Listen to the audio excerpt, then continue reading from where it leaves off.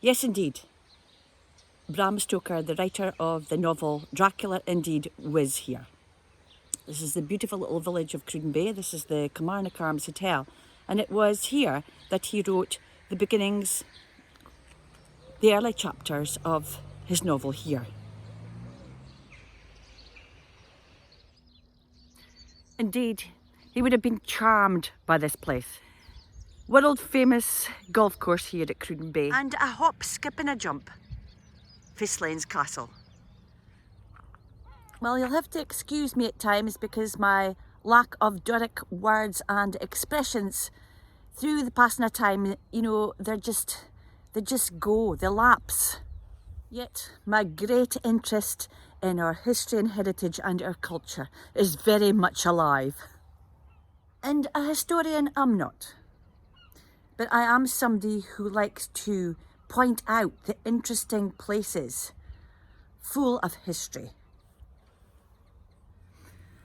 And there's nowhere better than here to have a doorway back in time.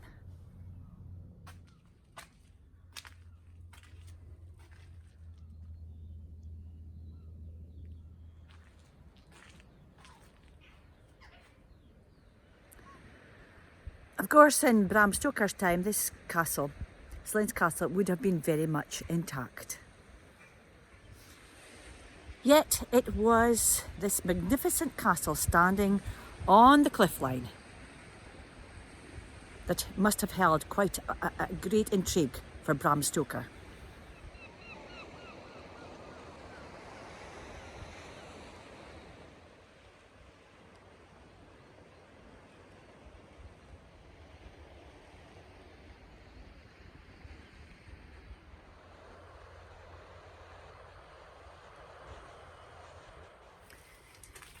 Yet there is many a story to tell here, and many a folk have done it. Inspired by what went on here.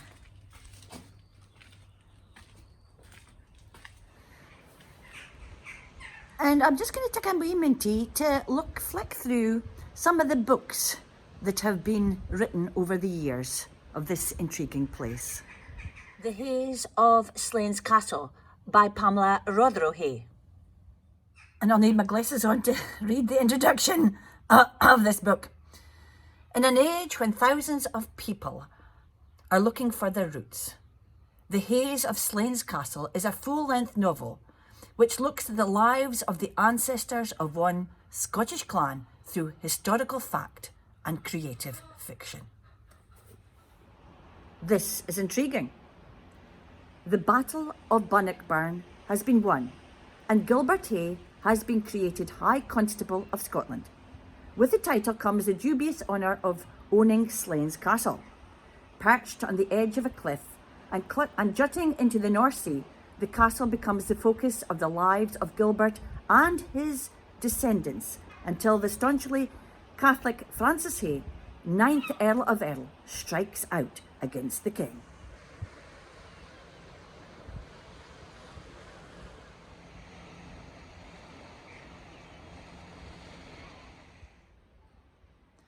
And indeed, to this very day, the Hay Clan Society are working extremely hard to keep the history of their ancestors very much alive. And indeed, there are many good books out there depicting the Earls of Errol down the centuries here at Slains Castle. Fiction or non-fiction, writers throughout the years have been compelled to put pen to paper and write about this mysterious and intriguing place. And going back to the time of Bram Stoker, this area, this castle, this coastline, the intrigue, indeed, brought the best out of Bram Stoker.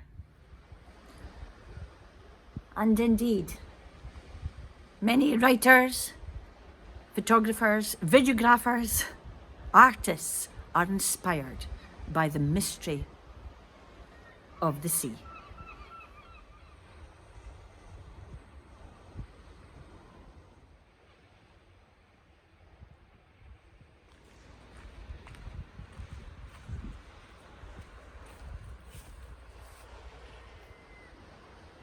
And Bram Stoker's Mystery of the Sea.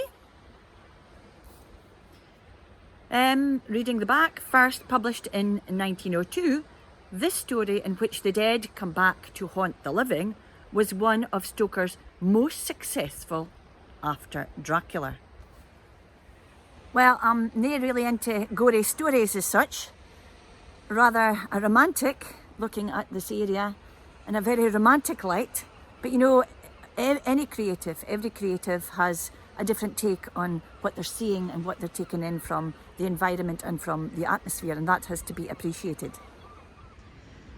And now, as it stands today, Slains Castle is indeed in private hands. And indeed, as all ruinous buildings, decay is happening.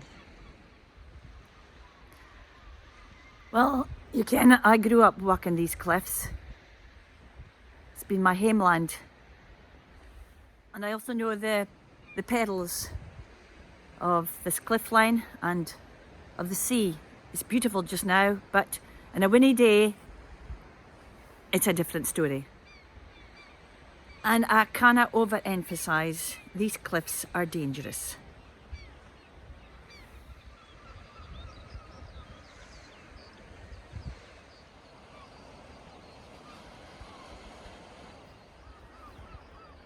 And indeed, you need to have a total respect for this climate here. Weather conditions can change very rapidly. The ground can be very slippery and wet. Well, although inviting as it is, the Buchan coastal pathway here is extremely dangerous, and one of the problems that it's incurring is coastal erosion. And back to Bram Stoker, and you know, he had a great love for this area, and you can see why. Not only is his great novel Dracula, but he wrote some beautiful books on the sea and the coastline and its people. One such is The Water's Moo, which I'll tuck you along till in a wee minty. And he also wrote a book called The Cruden Sands. But you know, this was not just the only place that Bram Stoker frequented. Whitby, my goodness, had a great influence on Bram Stoker. And indeed, in my quest to follow in the footsteps of Bram Stoker, I paid a visit to Whitby. And it can be depicted in my photographic slideshow that, that can be seen on my website. Birth of a Legend provides a comprehensive account of Stoker's time and discoveries in Whitby, exploring the town's pivotal role in Dracula and its standing as a 19th century literary haven, all placed within the context of Stoker's life and the continuing Dracula phenomena. And you know, when I went to Whitby and I saw the ruins of the Whitby Abbey, and I looked back on the ruins of the Slains Castle, and I thought of equal importance.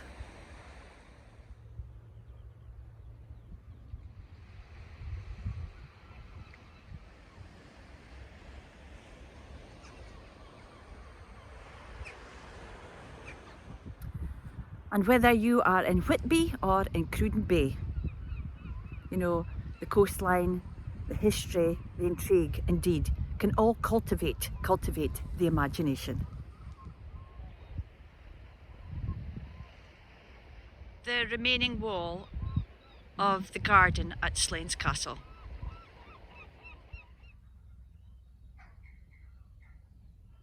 And indeed, author Mike Shepherd of this area indeed has to be congratulated for his extensive findings on the Scottish origins of Dracula. And Mike indeed spent a whole year researching the connection between Bram Stoker and this area and his writing of Dracula. The octagonal room, which Mike explains about in his book. When Brave Men Shudder by Mike Sheppard.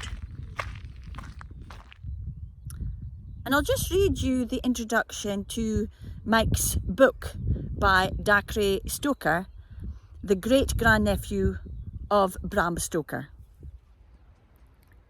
Gripped by the demon of inspiration, he entered into the mind of the infamous Count Dracula.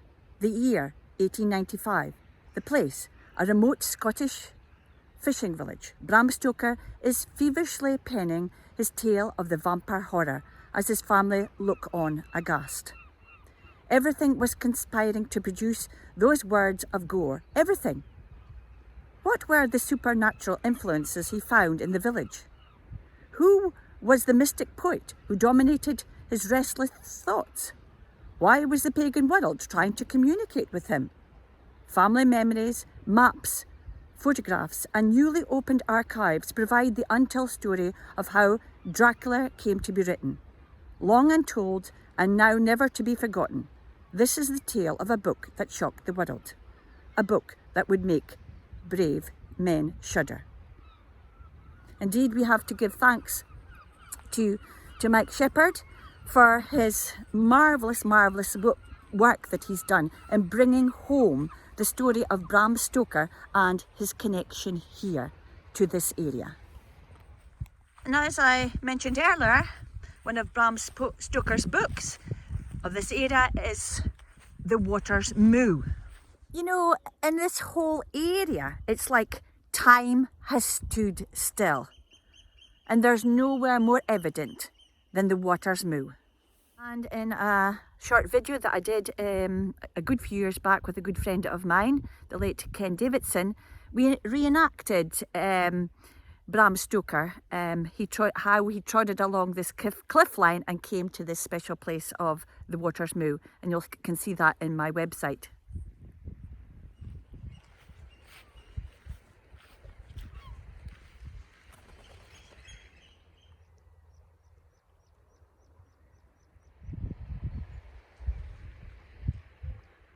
Indeed, this place cultivated a great imagination for Bram Stoker. Not only the coastline, the sea, the people, the history, and the folklore all captured the imagination of Stoker. A bit of from the back of the book here, The Water's Moo. A tale of terror at sea from the author of Dracula. William Barrow was a very young man to be a chief boatman in the Scots Coast Guard, but he was stout of heart and he knew his work. He was a man with a future, engaged to a daughter of a fisherman, a woman he loved beyond all reason. The problem was that the fisherman had fallen on hard times and had turned to smuggling. And putting a stop to smuggling was William Barrow's sworn duty. It's a recipe for disaster. Nothing good can come of this night. And down at the water's moo, a terrible fate awaits them all in the stormy night to come. For William Barrow, for his love, and for the fisherman, who is his father. Intriguing. And indeed, you can see why this special place, indeed, captures the imagination.